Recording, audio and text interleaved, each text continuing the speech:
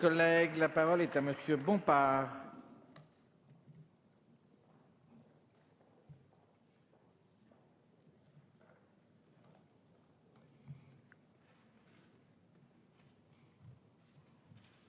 Monsieur le Président, Madame la Ministre, chers collègues, la course folle de l'industrie agroalimentaire vers le productivisme et l'augmentation permanente des dividendes nous a menés au fil des ans à des catastrophes sanitaires bien connues.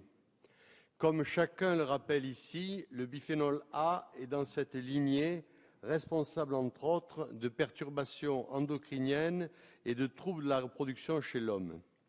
Les rapports scientifiques s'accumulent depuis des années et prouvent la nocivité de ce produit. La nocivité du biphénol A d'ailleurs déjà été reconnue par le législateur avec la loi du 30 juin 2010 qui l'interdit déjà dans les biberons. Pourtant, ce produit est toujours largement utilisé comme composant des plastiques servant d'emballage de produits alimentaires. Le Parlement français a voté en 2005 la Charte de l'environnement qui consacre constitutionnellement le principe de précaution. Nous sommes toujours prêts à consacrer de grands principes, à faire de grandes déclarations, mais de la parole aux actes, il y a souvent loin. Et le citoyen français, en tant que consommateur, continue en 2012 d'être obligé de consommer des produits dont il ne se doute même pas de la nocivité. Nocivité pourtant bien connue des services compétents.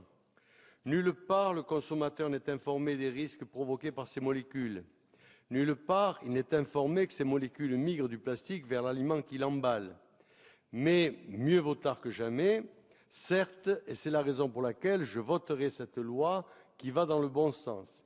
Mais cela n'exonère en rien de leur responsabilité ceux qui n'ont pas suffisamment réagi pendant des années alors qu'ils avaient connaissance des dangers que faisaient courir ces molécules sur la santé des Français. La discussion de cette proposition de loi devrait permettre à la représentation nationale de s'interroger sur le modèle de développement que nous souhaitons adopter.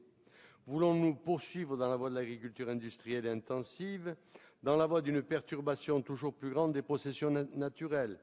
Allons-nous continuer à être soumis aux diktats de quelques groupes de pression à la solde des multinationales de la filière agroalimentaire?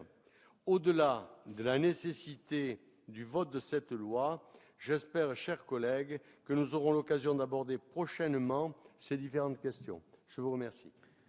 Merci,